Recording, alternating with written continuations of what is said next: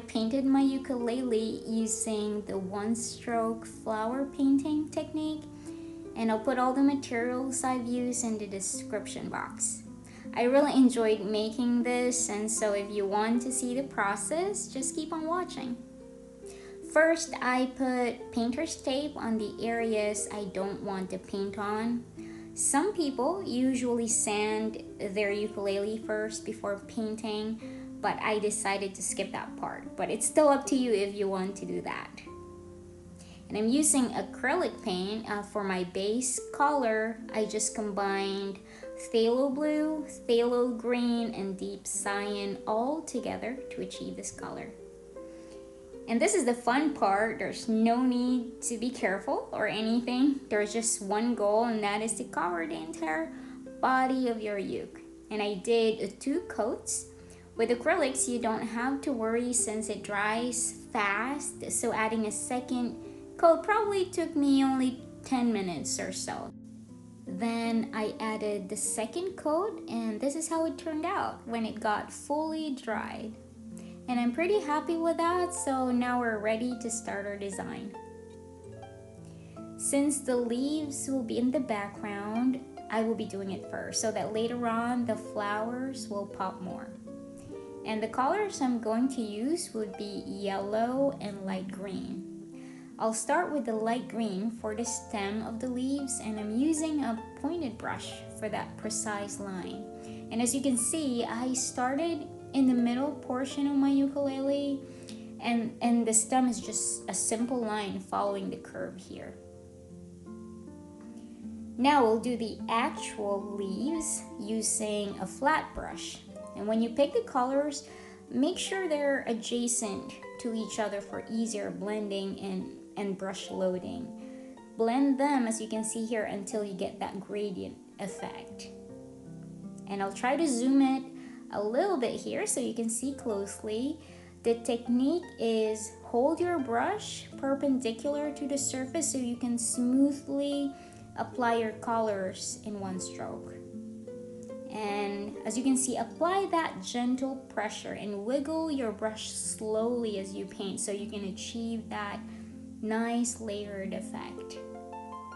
And just keep doing the stroke for all of your leaves. And I did all the half-sided leaves here. Now I will do the full leaves, and to do that, again, let me go ahead and zoom it in so you can see it clearly and closely. Start by painting an inverted Y, and then the same approach, just apply that gentle pressure and wiggle your brush slowly to achieve that layered effect. And this will take practice, but eventually you'll get used to it. And just do the same thing on the other side. It's alright to start slow, and then as you get used to it, you'll eventually do it faster. And just go ahead and do as many as you can. Now I'm pretty happy with the leaves. I'll leave it like that. And now we're ready for our flowers. And for that, I'm going to use a white and orange acrylic paint here. And again, to achieve that one stroke effect, just dip the paint on each side of the brush, fully load it, and don't forget to do a practice stroke. And do it as if you're doing a straight line, using a sweeping motion back and forth.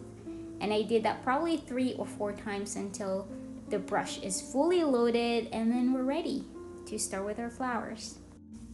Now let me zoom in again here. I started in the middle portion of my uke, and I think it's good to start in the middle and work your design from there.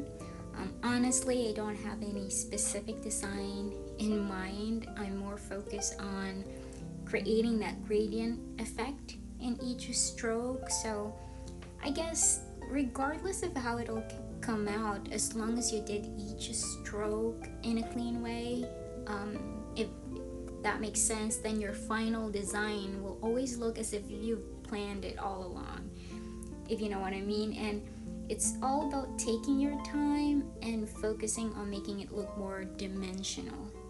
And again, to do that, make sure your brush is fully loaded.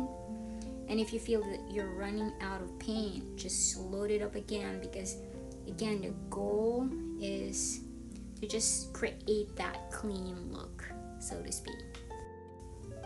And you can start playing with different colors, and I thought orange flowers would go well with the pink flowers. I felt that the contrast just works well. And I planned for this pink flower, as you can see, to stand out more. So I used a bigger flat brush so the gradient would be more prominent. And since I'm doing it last, everything else becomes like a background, so it stands out more that way. And I'm also creating a small bud. Same approach, this is just a lot simpler, adding different details, as you can see here and there, just to keep all the design together. You know, simple lines, dots. I think that just adds character to the entire design. And here's an awesome technique of creating that perfect dot. I'll try to go ahead and zoom it in a little bit. Just use the other end tip of your brush, dip it in paint, and as you can see, it makes that perfect circle. So there, I think I'm satisfied with that, and I'll go ahead and do the side part. Same approach, just make sure that each stroke gives you that clean look, and if it doesn't, that's fine.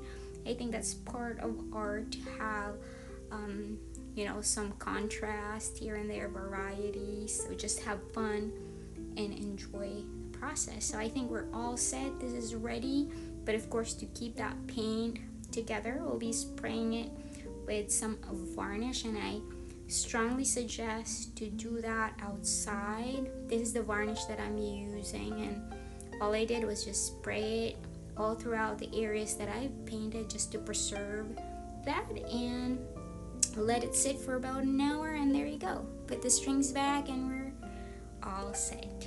So I hope that helped you. I hope you give it a try. It'll inspire you, and thank you so much for watching. I hope that you'll watch my next video. Thank you again.